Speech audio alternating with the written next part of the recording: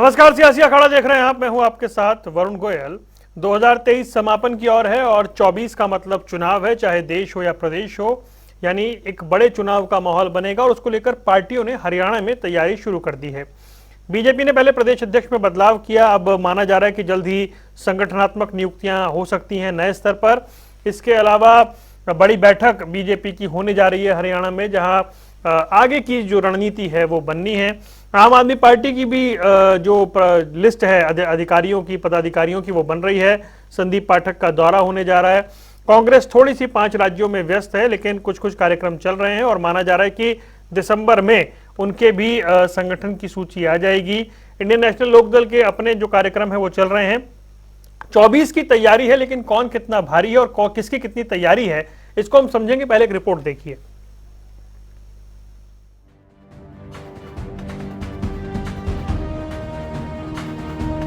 हरियाणा में अगले साल विधानसभा के चुनाव होने हैं, जिसको लेकर बीजेपी एक्टिव मोड में दिखाई दे रही है।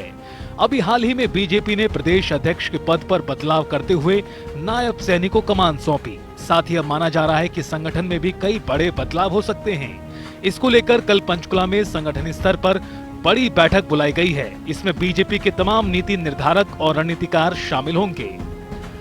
वहीं कांग्रेस भी इस बार प्रतिकार के मूड में नजर आ रही है। पार्टी की माने तो बाकी राज्यों में चल रहे चुनावों के बाद हरियाणा में भी कांग्रेस का संगठन बनने की संभावना है। कांग्रेस एक बार फिर सत्ता में वापसी की राह खोजने में जुटी है। बीजेपी और कांग्रेस के अलावा इनेलो भी इस बार चुनावी समर को जीतने की हर संभव कोशिश कर रही है। प्रदेश में तीसरा मोर्चा संभालते हुए इनेलो लगातार बड़े स्तर पर कार्यक्रम और रैली आयोजित कर रही है। ऐसे में देखना दिलचस्प होगा कि चुनावी गेंद किस पार्टी के पाले में जाएगी। न्यूज डेस्क, जनता टीवी।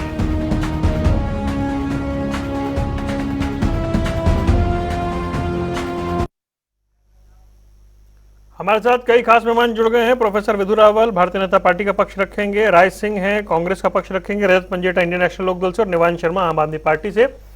आप सभी का स्वागत है। प्रोफेसर विधु रावल, तैयारी के लिहाज से, क्योंकि आपके तो बदलाव जिस तरह से प्रदेश अध्यक्ष में हुआ है, आपकी एक बैठक होने जा रही है, बड़ी बैठक है, चुनाव बहुत नजदीक हैं, समय को देखते हुए कितनी तैयारी है अभी और कहां पर स्टैंड कर रहे हैं?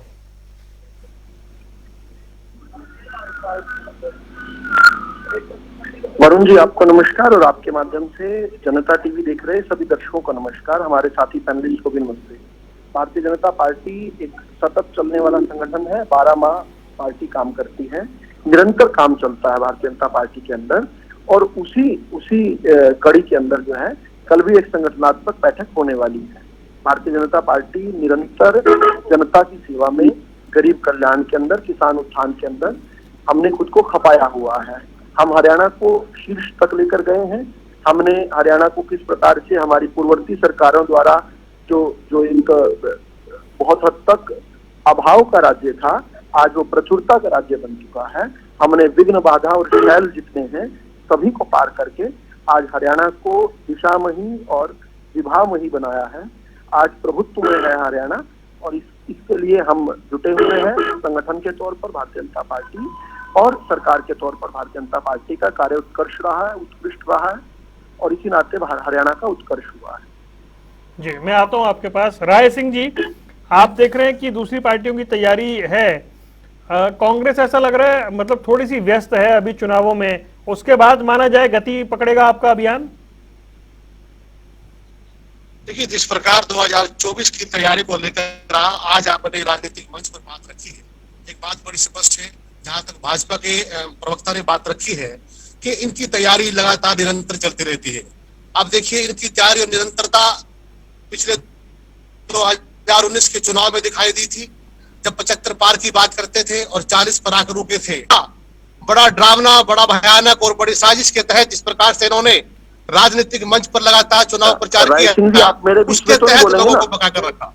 लेकिन उसके बाद जब चुनाव हुए, इनके कैबिनेट के मंत्री चुनाव हार गए और उसके बाद लगातार जब भी यहाँ पर चाहे वो स्थानीय निकाय के चुनाव हुए हो, स्थानीय निकाय के चुनाव में निर्दलीय लोगों ने बहुमत प्राप्त किया और इन्होंने धक्के से, चाहे वो जिला परिषद के चुनाव रहे हो चाहे स्थानीय निकायों के, इन्होंने धक्के से वहां पर छोटी सरकारें बनाई है।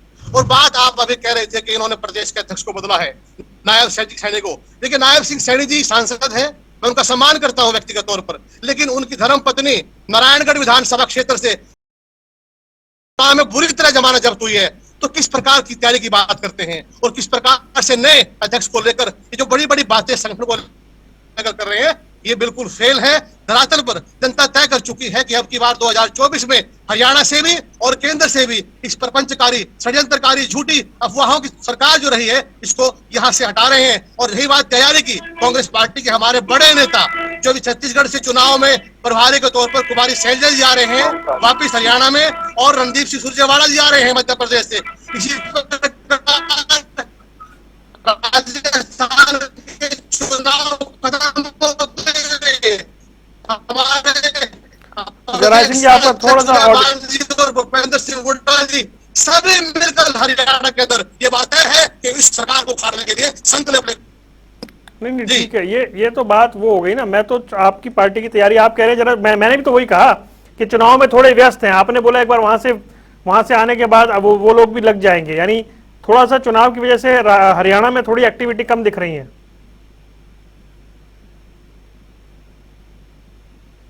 चलिए, राजन की आवाज नहीं पहुंच रही है, मैं आता हूं।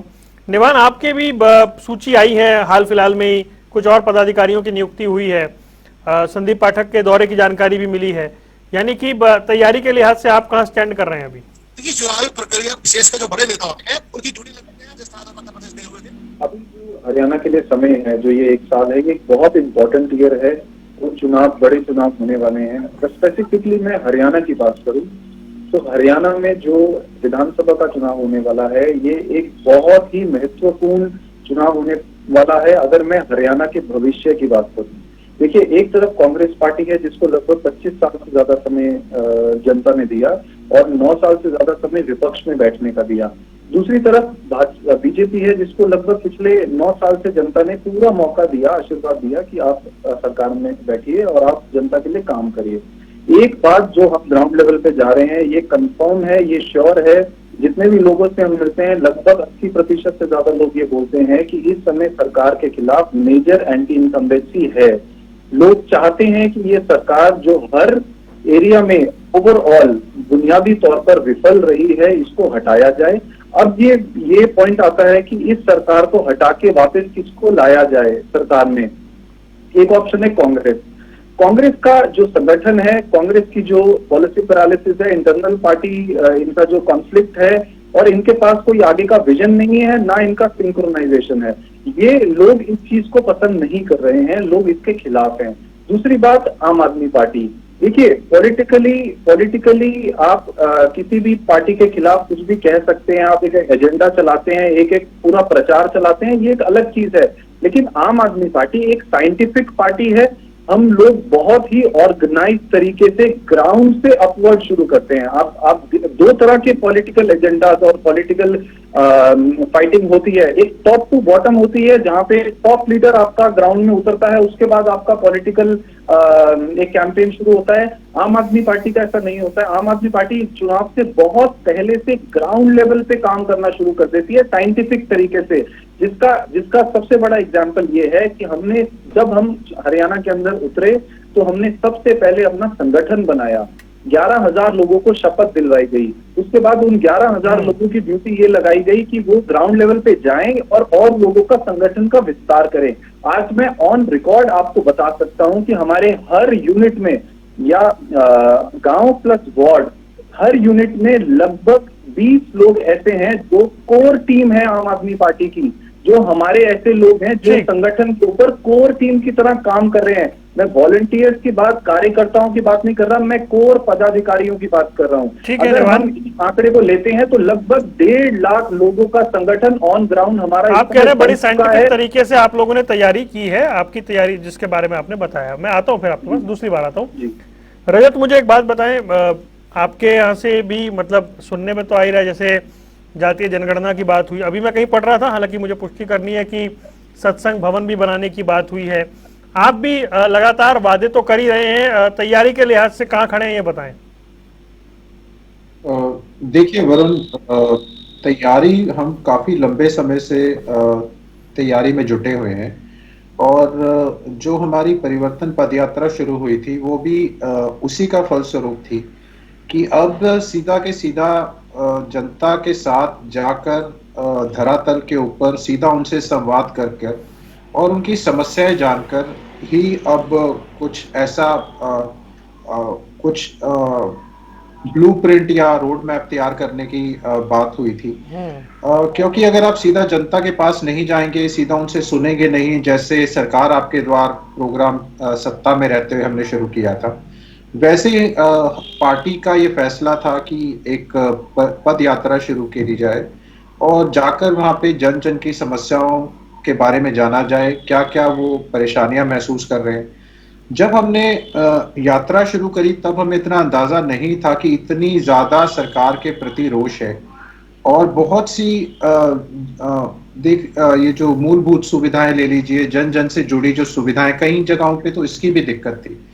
फिर जब धीरे धीरे चला तो हाँ, जब पता चला कि नशे की चपेट कितनी ज्यादा है, बेरोजगारी कितनी ज्यादा है, बच्चे बाहर जा रहे हैं, युवाओं की मौत हो रही है ड्रग्स ओवरडोज की वजह से, और हाँ, रोजगार ना मिलने की वजह से विदेशों में पलायन हो रहा है, किसान को बिजली पर्याप्त मात्रा पे नहीं मिल रही थी। कभी पहले एक बार तो पावर 2 घंटे और प्लस 2 घंटे बीच में गैप लगा के 4 घंटे ही कर दी थी, फिर उसको बाद में सरकार ने दुरुस्त किया। उसके बाद पीने के पानी की समस्या बहुत ज्यादा, जो बॉर्डरिंग स्टेट्स है, चाहे आदमपुर हो, चाहे मेवात का इलाका हो, फिर सरकार तक जब ये बात पहुंची तो अभी सरकार ने फिर वहां अब जाकर 211 करोड़ का एक पीने के पानी का प्रोजेक्ट लगाने की बात कही थी। तो सड़कों का बहुत बुरा हाल था क्योंकि पदयात्रा थी, पैदल चलना पड़ता था। तो गांव गांव में जाकर देखा, शहरों का भी बुरा हाल था, गांव तो दूर की बात है।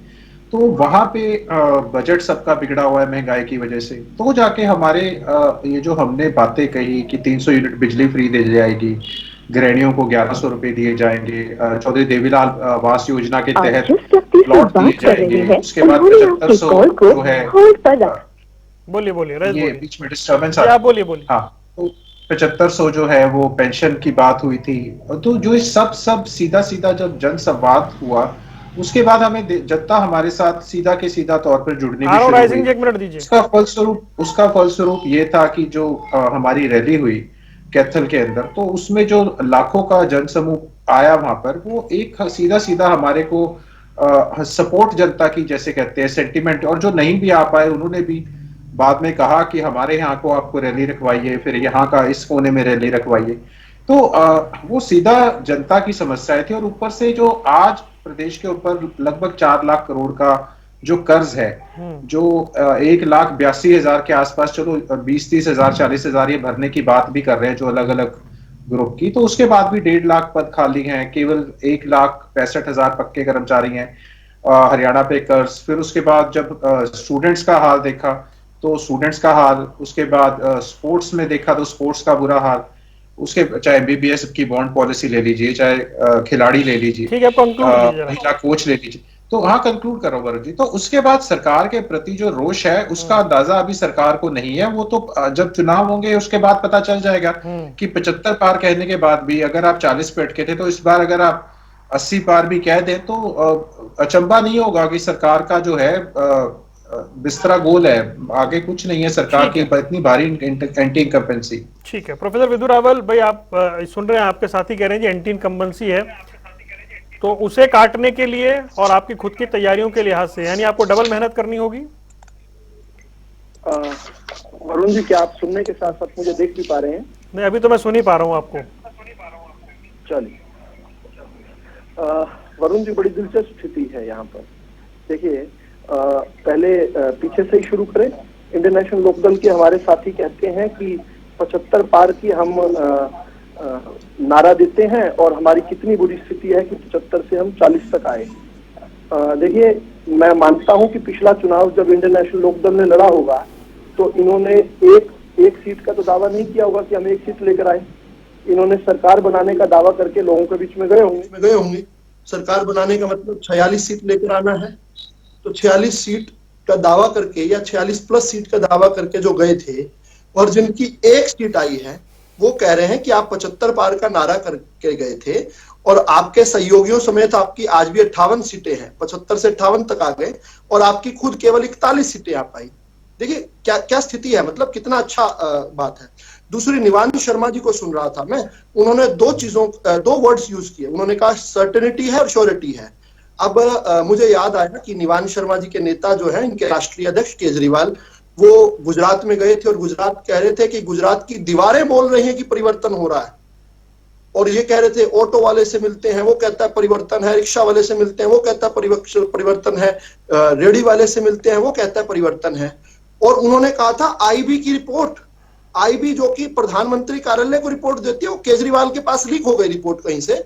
आईबी की रिपोर्ट है कि गुजरात के अंदर आम आदमी पार्टी की सरकार बनने जा रही है और 150 सीटें आने वाली हैं। 150 छोड़ो, 15 भी नहीं आई, 5 आई, और वो तो लिख कर देने वाले थे। अब उनकी बात पर जो कह रहे थे 150 सीटें मैं लिख कर दे रहा हूं, नीचे अरविंद केजरीवाल 150 सीटें लिख कर दे रहे थे। यहाँ निवान शर्मा तो थोड़े से मॉडरेट हैं उस लिहाज से देखें, थोड़े उसके हिसाब से, मतलब इनकी क्रेडिबिलिटी क्या है। मैंने ये समय जो है दर्शकों का इसलिए लिया, ये बताने के लिए कि यहाँ पर डिबेट पर और मंचों पर ये लोग क्या क्या बोल जाते हैं और असल स्थिति क्या है। कांग्रेस वाली स्थिति बहुत दिलचस्प है वरुण जी। मैंने सुन रहा था आपका सवाल कांग्रेस वाले से ये था कि कांग्रेस की तैयारी क्या है, लेकिन उन्होंने कांग्रेस की तैयारी बताने के बजाय सारा समय भाजपा पर ही लगा दिया, यानी कांग्रेस की तैयारी शून्य है। उन्होंने एक बात कही, उस बात का जवाब देना पड़ेगा। उन्होंने नायब सैनी जी की, श्रीमती जी की बात कही। मैं आमतौर पर सवालों को डक नहीं करता हूं, प्रयास करता हूं सीधा कन्फ्रंट करने का। इनके जो वर्तमान के अध्यक्ष है ना, उदय भान जी, उनके 2 भतीजे चुनाव लड़े थे जिला परिषद का, 2 भतीजे, एक चौथे नंबर पर आया था, एक दूसरी सीट पर 5वें नंबर पर आया था होडल में। जरा राय सिंह जी पता करके बैठा कीजिए, कम से कम किरकिरी उनकी कम होगी। अच्छा, दूसरी बात, जो इनकी नेता है कुमारी शैलजा, जिस क्षेत्र से राय सिंह जी आते हैं उस क्षेत्र से सांसद भी रही, वो किस प्रकार से पहले लोकसभा चुनाव से 2014 में भाग गई थी और 19 में उनकी क्या दुर्गति हुई थी, कितने लाख वोट से हारी है वो। हुड्डा बेटा और पिताजी कितनी वोट से हारे, इस बात में नहीं जाना चाहिए। मुझे लगता है नवीन पर्व के लिए नवीन प्राण चाहिए। भारतीय जनता पार्टी एक नवीन प्राण के साथ जो है, एक नवीन प्राण और प्रण लेकर जो है जनता के बीच में गई, और वो क्या कि हम इतनी दूर तक हरियाणा को लेकर आए हैं, हरियाणा को विकसित राज्य हमने बनाया है, अब शीर्ष पर हम पहुंच चुके हैं। अब एक के बाद एक प्रदेश जो है, वरुण जी जल्दी से खत्म करूंगा, अगर आप मुझे 10 सेकंड 15 सेकंड दे देते। ले लीजिए। देखिए, अब तक केवल विधु रावल डिबेट पर बैठ के कहा करता था, या भारतीय जनता पार्टी के नेता मंचों पर खड़े होकर कहा करते थे कि भारतीय जनता पार्टी की हरियाणा की सरकार का काम अनुकरणीय है, अनुसरणीय है। अब तो माननीय सुप्रीम कोर्ट ने भी कह दिया, आम आदमी पार्टी वालों को कह दिया, भाई हरियाणा की भाजपा सरकार से सीख लो काम कैसे किया जाता है, और यह भी कह दिया कि तुम्हारी एडवर्टीजमेंट के पैसे काट देंगे हम। पराली प्रबंधन में नहीं, चलो एक के बाद एक कहेंगे। और अच्छा चलो, पराली प्रबंधन नहीं, उसी दिन एक और भी आया मामला, पराली प्रबंधन का ठीक कहा आपने, उस दिन आरआरटीएस का भी मामला जो है आया। उसमें सुप्रीम कोर्ट ने कहा अगर आप 370 करोड़ नहीं दोगे तो आपने जो 3 साल में 1100 करोड़ एडवर्टीजमेंट पर खर्च किया वो बजट हम काट लेंगे, यानी केजरीवाल से बजट खर्च करने की पावर भी छीन लेंगे। ये कोर्ट ने कहा कि आप एडवर्टीजमेंट पर पैसा खर्च करते हो, काम नहीं करते हो। तो अब ये चीजें तो अब कोर्ट ने सर्टिफाई कर दी ना, यानी अब तक मैं कह रहा था कि अनुकरणीय और अनुसरणीय है, अब तो सुप्रीम कोर्ट ने उस पर मोहर लगाई है। इस बात को तो सुनेंगे, स्वीकार करेंगे और हमसे सीखेंगे। निवान शर्मा, सीखने की कोई आयु नहीं होती, आप तो वैसे शिशु काल में है, सीखना चाहिए आपको भारतीय जनता पार्टी से। आप तो कांग्रेस से सीख गए भ्रष्टाचार, कांग्रेस ने पहले कम किया हुआ था। देखिए 10 सेकंड का फायदा उठा लेते हैं आप, रुक जाइए। ठीक है, राय सिंह जी आ रहा हूँ, आ रहा हूँ। राय सिंह जी भाई, तैयारी पूछनी थी आपसे, आपने अपनी तैयारी नहीं बताई, आपने बताया बीजेपी में क्या कमी, आप अपनी तैयारी बताइए जरा। देखिए गोयल साहब, तैयारी जो है वो राजनीतिक मंच पर जब आप व्यवहारिक रूप से समाज में रहते हो, जब आप लोगों में जाते हो, चुनाव आंकड़े पिछले 5 वर्षों के आपके सामने हो और लोगों के बीच मुद्दे क्या हैं, आज महंगाई, भ्रष्टाचार, इनका युवाओं को रोजगार देने का मामला कहाँ है। लगातार जो सबसे कम निम्न स्तरीय जो नौकरी है, डी फॉर्म जो निकाला है, पिछले लगातार 6 महीने से ये हर बार नियम बदल रहे हैं, बदलते बदलते फिर कह दिया कि आगामी 2 महीने के लिए फिर से उन अभ्यर्थियों को वेट करनी पड़ेगी। भ्रष्टाचार नौकरी में है, अटैची में इनको पैसे पकड़े गए। और रही बात, खट्टर साहब नाटक बहुत करते हैं, ये नौटंकी पार्टी है, इन्होंने केवल ये काम किया है कि लोगों को मुद्दों से भटकाना है।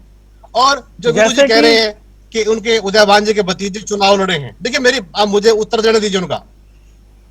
धर्मपत्नी एक सांसद की अगर चुनाव में जिला परिषद में हारे और भतीजों को अगर कोई दूसरी पार्टी या दूसरे लोग चुनाव लड़ाए, उसमें भारी अंतर होता है। इनको राजनीति ज्ञान नहीं इस बात का, इसमें भारी अंतर है। विदु जी, इसके लिए आपको मानना पड़ेगा कि सांसद के रूप में एक लोकप्रियता नायब सैनी जी के अपने इलाके में 0 है, ये आप मान के चलिए। दूसरी बात, ये कह रहे हैं कि इतना बजट, एक मिनट साहब प्लीज, एक मिनट, मैंने विस्तार से समझिए, एक मिनट ना, मुझे भी कुछ पूछ लेने दीजिए। आपके इससे पहले ओम प्रकाश धनखड़ जो आपके अध्यक्ष थे, उनकी जमानत जब्त हुई थी। आपके सारे के साथ खट्टर साहब चुनाव क्षेत्र बदल के घूम रहे हैं, यमुनानगर जा रहे हैं, 11,000 हारे थे। भूपेंद्र सिंह 1.5 लाख वोट से हारे हुए हैं। हमारी शैलजा 3.5 लाख वोट से हारी है। अब राजनीतिक रूप से बात रखेंगे ना, हमारी तैयारी है, हमारी तैयारी का परिणाम आपको 2 दिसंबर में पता लग जाएगा जब चुनाव परिणाम आएंगे 5 राज्यों के, जब भाजपा का देश। अच्छा रुकिए, 1 मिनट रुकिए राय सिंह जी, अच्छा रुकिए राय सिंह जी, अब मेरी बात तो सुनिए। राय सिंह जी मेरी बात सुनिए। पहले तो लोकसभा का चुनाव आ रहा है ना, मैं तो उस लिहाज से बात करना चाह रहा हूँ। लोकसभा का चुनाव तो बड़ा चुनाव है।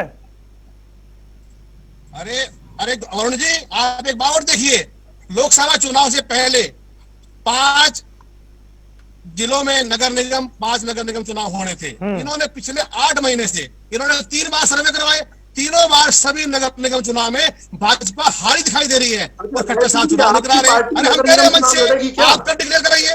विदु रावल की बात को खट्टर साहब मानते हैं। अरे विदु रावल जी भाग जाते हैं, पहले 5 नगर निगम के चुनाव वो कराइए, जो 8 महीने से आप नहीं करा रहे हो। लोकसभा की बात कर रहे हो, लोकसभा में आप जो है वरुण जी देखना कि भाजपा का जो चाल चेहरा है लोग समझ चुके हैं। इनकी राजनीतिक मंशा को, इनके दुरुपयोग करने के तरीके को, बहकाने को लोग जानते हैं। आज गरीब व्यक्ति कहाँ है? एक गरीब व्यक्ति जो पहले 20 से 30 हजार रुपए में MBBS, BMS, डेंटल कॉलेज में बच्चे पढ़ सकते थे, जहां पर 20 और 25 हजार में लोग आज की सरकार ने क्या किया? अरे 3 से 3 लाख 30 लाख रुपए तक गरीब बच्चों की शिक्षा इन्होंने खराब कर दी है। अरे राजनीति, ये शिक्षा नीति की बात करते हैं, शिक्षा नीति में इन्होंने कोई बदलाव नहीं किया। लोकसभा चुनाव में आपकी तैयारी जानना चाह रहा हूँ। आप मैं क्या बताऊं, मैं मूल मेरी तैयारी चाहिए, मेरी तैयारी ये है वरुण जी, इनको बता दो, आपके निर्भीक मंच से इनको बता दो कि हम बिल्कुल तैयार हैं। जब भी लोकसभा चुनाव होंगे, इनकी सभी के सभी जो इनके आज वर्तमान में सांसद हैं, इनकी जमानत जब्त होगी और ये क्षेत्र बदलते घूम रहे हैं। अरे इनके 5 मेंबर पार्लियामेंट तो कह चुके हैं कि हम लोकसभा चुनाव नहीं लड़ने जा रहे हैं। तैयारी कहाँ है? उनको पता है इनको पकड़ने के लिए, वरुण जी तो गड़बड़ है।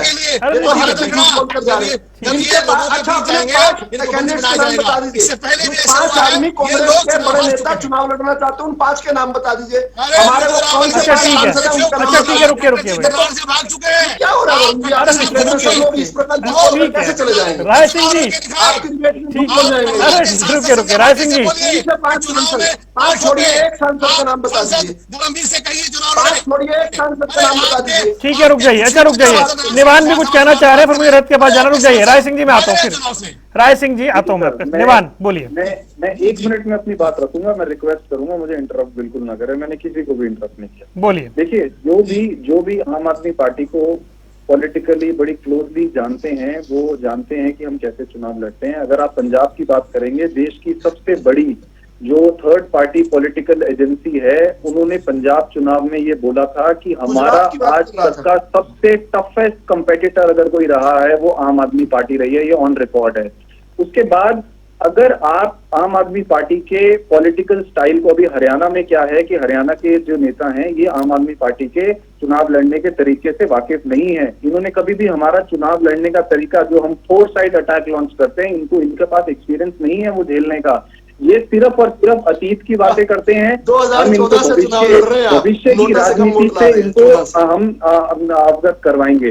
उसके बाद इन्होंने क्या बोला? 2014 से चुनाव लड़ रहे हैं आप हरियाणा में, शायद आपको नहीं पता। मैं इन्होंने बोला कि गुजरात में क्या हुआ। अच्छा 30 सेकंड बोलने, फिर आप काउंटर कीजिएगा। 30 सेकंड बोलने के बाद बोलिए। 30 सेकंड दे दीजिए बोलने के लिए, आप फिर आराम से बोलिएगा, मैं रोकूंगा नहीं आपको। इन्होंने कहा गुजरात के अंदर हमारा जियोग्राफिकल चैलेंज था, हमारे लिए फर्स्ट टाइम एक्सपीरियंस था गुजरात। वहां पर हमने जाके जिस तरह से चुनाव लड़ा, हमारी 5 सीटें आई और 14% वोट आए। हमारे लोग तो और मीडिया कहती है कि केवल 5 सीटें आई, लेकिन ये बीजेपी वाले कहते हैं कि ये 5 सीटें कहां से निकाल के लेके, कैसे निकाल के लेके, फर्स्ट टाइम चुनाव लड़के। ये इनकी जो टीम है गुजरात में, आप उनसे जाके पूछिए कि आम आदमी पार्टी ने चुनाव कैसे लड़ा था। और मैं आज ऑन रिकॉर्ड आपको बताना चाहता हूं कि जो हरियाणा का चुनाव आम आदमी पार्टी ये लड़ने जा रही है, ये one of a kind in country होगा। इस हरियाणा के चुनाव में जितनी ताकत आम आदमी पार्टी लगाने वाली है, उस ताकत का ना इनके पास एक्सपीरियंस होगा, ना इनके पास उसको रोकने की कोई स्ट्रैटेजी होगी। ये मैं आपको मेरा ओवर कॉन्फिडेंस मत समझिएगा सर। हम जिन लोगों की पार्टी हैं, हम सिस्टम बदलने के लिए लड़ाई लड़ रहे हैं। जितनी ताकत से हम पंजाब लड़ेंगे, अपनी स्ट्रैटेजी मत बताइए निवान, ताकत से हम हरियाणा लड़ने जा रहे हैं। ये मैं आज आपको ऑन रिकॉर्ड कह रहा हूँ, और जिस दिन हरियाणा के रिजल्ट आएंगे हम दोबारा इस पे डिस्कशन कर लेंगे। और जहां तक सरकार की बात है, सरकार के पास आगे एक मिनट ऐसी बात जाइए वो ये बोल सकते रजत पंजेटा की बारी है भाई। नहीं रुकिए निवान भाई, आगे बात। नहीं रजत की बारी है भाई, नहीं दूसरी बार तो कम से कम बोलने दूं भाई। रजत, आप देख रहे हैं वो जैसे निवान बता रहे हैं कि one of a kind election वो लड़ने जा रहे हैं, उनकी स्ट्रैटेजी। और पंजाब में उन्होंने जैसे चुनाव लड़ा, दूसरी पार्टियों को समझना चाहिए। हालांकि मैं पूरे पंजाब चुनाव में वहां था, तो मुझे पता है आम आदमी पार्टी ने जिस तरह से वहां पे घेरा था कांग्रेस को, एक स्टाइल था उनका। क्या वो स्ट्रैटेजी हरियाणा में नहीं चल सकती जो दिल्ली में चली और पंजाब में चली? आदमपुर में, हरियाणा में ही होगा आदमपुर, या अभी इन्होंने जजपा के साथ मिलकर भी चुनाव लड़ा था लोकसभा का पिछला, उसके बाद 2014 में भी चुनाव लड़ा था, वो हरियाणा का ही होगा सारा का सारा। और पंजाब में या आज ये दावे के साथ कह सकते हैं कि अगला जो टर्म है भगवंत मान रिपीट कर लेंगे? ये 100% दावे के साथ नहीं कह सकते कि भगवंत मान दोबारा, जो जिस तरीके से, चलो मानता हूं पंजाब, क्रेडिट भी देता हूं मैं पंजाब के लिए, ऐसी कोई बात नहीं है, और दिल्ली के लिए भी मैं मानता हूं, लेकिन उत्तर प्रदेश में भी लड़े, सारी की सारी जमानत जब्त हो गई, हिमाचल में लड़े, गुजरात में ठीक है, मुबारकबाद है इनकी, लेकिन हरियाणा की देखिए पॉलिटिक्स बहुत अलग तरीके की है। ये चुनाव लड़के 2-3 बारी देख चुके हैं, जब इनका फॉर्मूला नहीं चला तो अब तो एसवाइएल का भी नहीं था तब तो मुद्दा, पराली के लिए भी दोषारोपण नहीं था, हरियाणा की गाड़ियां भी नहीं रोकी जा रही थी। अब तो हर चीज का ब्लेम हरियाणा पे है।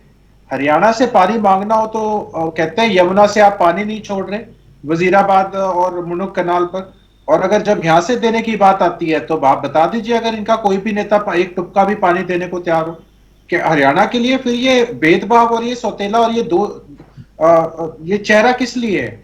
अगर आप सच में हरियाणा के प्रति आप थोड़े संवेदनशील हैं तो आप हरियाणा के ऊपर तो पहले हर चीज का दोषारोपण करना बंद कीजिए।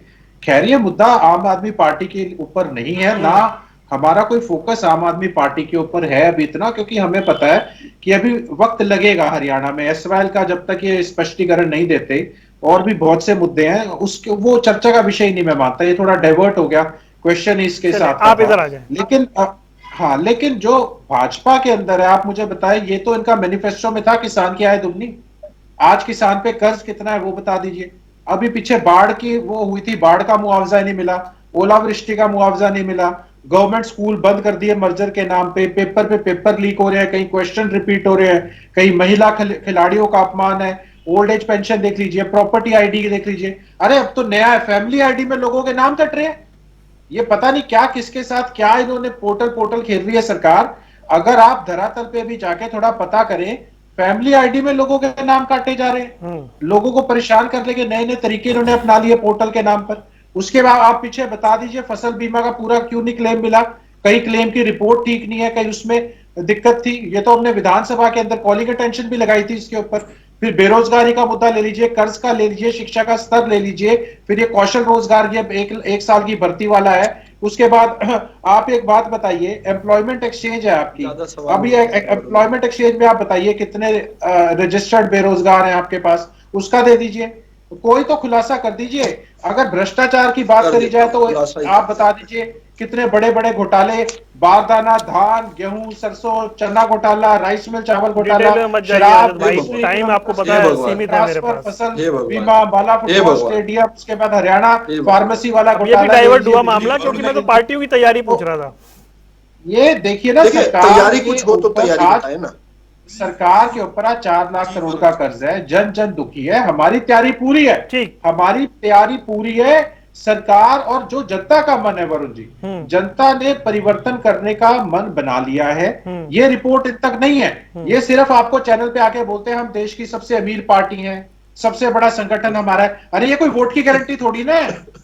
सबसे बड़ा हमने संगठन बना लिया, हमने ये कर लिया, वो कर लिया, ये तैयारी इनकी अपनी है। वरुण जी ठीक है, इतना समय इलेक्ट्रल बॉन्डमैन को ये तो पैसे की तैयारी बताते हैं कि हम सबसे अमीर पार्टी हैं। आप बताइए ना, इन्होंने देखिए मैं नहीं खत्म ही कर रहा हूं, आप ये बताइए जो इन्होंने पीछे सड़क बनाई थी द्वारका में, आपको पता है कितने करोड़ की? 2.5 किलोमीटर बनाई इन्होंने, 670 करोड़ की। चंद्रयान बन जाएगा उसके अंदर, जिसके अंदर ये बात करते हैं हरियाणा के लोगों को चंद्रयान 4 पे भेजने की। हाँ बताइए, इतने की तो 2.5 किलोमीटर की सड़क। ठीक है, अब मैं जवाब दे दूं। ठीक है, प्रोजेक्ट में घोटाला, ठीक है, वो तैयारी पे था। आगे आपकी सारी बात आगे आपने बता दिया कि सरकार में कमियां हैं और आप उसको पब्लिक के बीच ले जाने वाले हैं। हाँ जी बोलिए रावल साहब। ये अक्कड़ बक्कड़ में होता क्या है कि ये one of a kind geographical challenge जो है वो पीछे रह जाता है, दर्शक के ध्यान में नहीं रहता। उसका तुरंत जवाब मिल जाए तो मजा आ जाए एक बार, लेकिन खैर कोई बात नहीं, ये भी व्यवस्था होती है सभी का।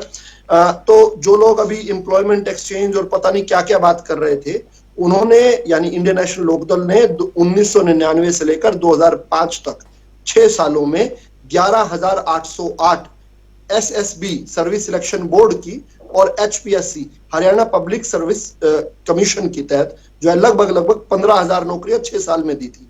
हम आज 9 साल के अंदर जो है 1,10,000 से अधिक दे चुके हैं। एक मिनट प्लीज रजत जी, आप पीछे बहुत पूछा आपने, बहुत पूछा, बहुत पूछा, आप जवाब देने दीजिए, जवाब देने दीजिए। बुराई कर रहे हैं आप। हाँ पता है आपको, हर डिबेट में बताता हूँ, और आप लिखा कीजिए ना ताकि हर डिबेट में ये समय न नष्ट हो। लिखा कीजिए जो बताया करता हूँ। अच्छा, दूसरा one of a kind geographical challenge, आपके टाइम में ये one of a kind geographical challenge जो है, मुझे हैरानी पता किस बात पे होती है। ये लोग जो है, अच्छा एक मिनट भाई, आम आदमी पार्टी पर पहुंच गया। एक मिनट आप रुक जाइए भाई, रुक जाइए। One of a kind geographical challenge की जहां तक बात है, मुझे इनसे शिकायत इस बात की है कि ये लोगों की, पब्लिक की मेमोरी बड़ी शॉर्ट समझते हैं। चुनाव के दौरान कुछ भी कह देना। One of a kind geographical challenge चुनाव के नतीजे आने के बाद पता चला।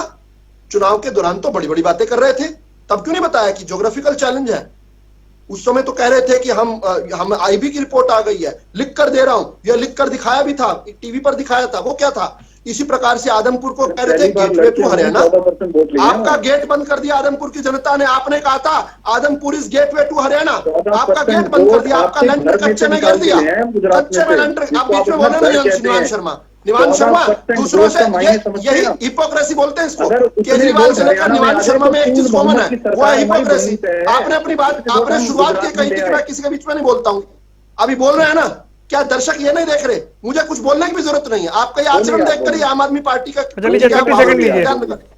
30 सेकंड और चलिए। मुझे पता था समय भी कम रहेगा।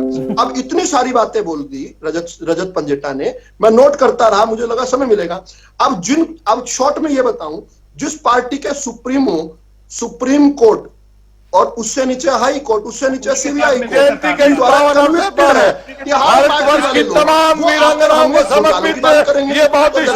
कार्यक्रम में माननीय मुख्यमंत्री राय सिंह जी आ रहा हूँ, एक मिनट आ रहा हूँ।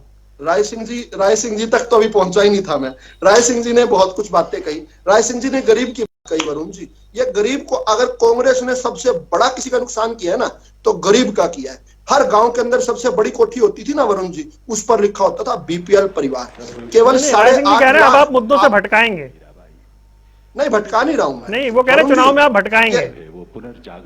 वरुण जी, लोग 2G की बात करते हैं, लोग कांग्रेस के कोयला घोटाले की बात करते हैं, लोग कांग्रेस के कॉमनवेल्थ घोटाले की बात करते हैं। मैं इसकी कोई बात नहीं करता। मैं कहता हूं कांग्रेस का सबसे बड़ा घोटाला देखना हो ना, किसी भी हरियाणा के गांव में चले, जो अभी भी पेंट से लिखा होगा बीपीएल परिवार, जो भूपेंद्र हुड्डा सरकार ने लिखवाया था।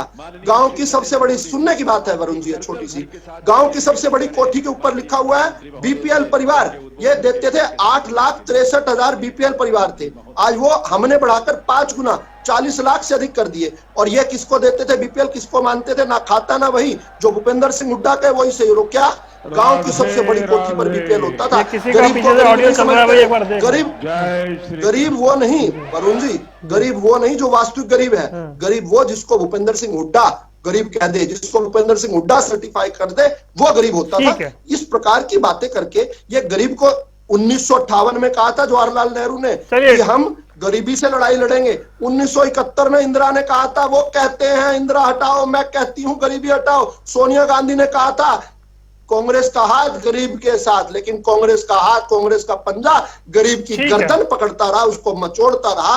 किस प्रकार से कांग्रेस ने राय गरीब सिंह का जी, दोहन जब समय किया, तो है नहीं मेरे ये पास, भी जल्दी देखने से का विषय। राय सिंह जी मुझे बताएं भाई, जैसे तैयारी की जब मैं बात करता हूं तो मुझे खुल के बात करनी होती है। जैसे बीजेपी का कल ट्विटर का कवर पेज चेंज हो गया, उसमें पीछे राम मंदिर लग गया है। मैं तो वो तैयारी की बात कर रहा हूं जो बीजेपी की है। आपकी वैसी तैयारी है क्या? वरुण जी, राम मंदिर कब हमारे दिल में नहीं था? नहीं, मैं मना थोड़ी कर रहा हूं, ये मैं तो कैसा? तैयारी की बात कर रहा हूं। राय सिंह नहीं, जी, आपने ये तो अपवाद की बात नहीं कर रहे हैं। अपवाद नहीं है भाई, मैं तो बड़ा सामान्य सवाल कर रहा हूं। राय सिंह जी, आवाज जब आ से रही है? भारतीय जनता पार्टी का जन्म हुआ है 6 अप्रैल 1980 से नहीं, मैं श्री राम अरे भाई, मैं जन्मभूमि मना पर ही नहीं भव्य कर राम रहा, मंदिर हमारी मैं बात। तो तैयारी की बात कर रहा हूं। मैं तो सिर्फ आप ये ट्विटर आएंगे, ट्विटर जाएंगे, लेकिन अरे राम नहीं, मंदिर, मैं तो भाई- भव्य राम मंदिर हमारे भाई मन पार्टी प्राण उसको का ऑन विषय। कर रही है ना खुल के, मैं तो वही बता रहा हूं। पहले दिन से ऑन हाँ, कर रही है। वही। केवल एक भारतीय जनता पार्टी थी जिसने पहले दिन से कहा कि श्री राम जन्मभूमि पर भव्य राम मंदिर का निर्माण होना चाहिए। रामलला हम आएंगे, मंदिर वहीं बनाएंगे, ये हमने लगातार कहा, पहले दिन से कहा। निमान भाई, मैं माफी ये चाहता हूं, अब केवल समय नहीं भाजपा ने कहा है, है। मुझे माफी चाहता हूं। आप चारों मेहमानों का जुड़ने के लिए बहुत बहुत शुक्रिया। सियासी अखाड़ा देख रहे थे आप, यहाँ रुक रहे हैं कुछ देर के लिए। खबरों का सिलसिला लगातार जारी है।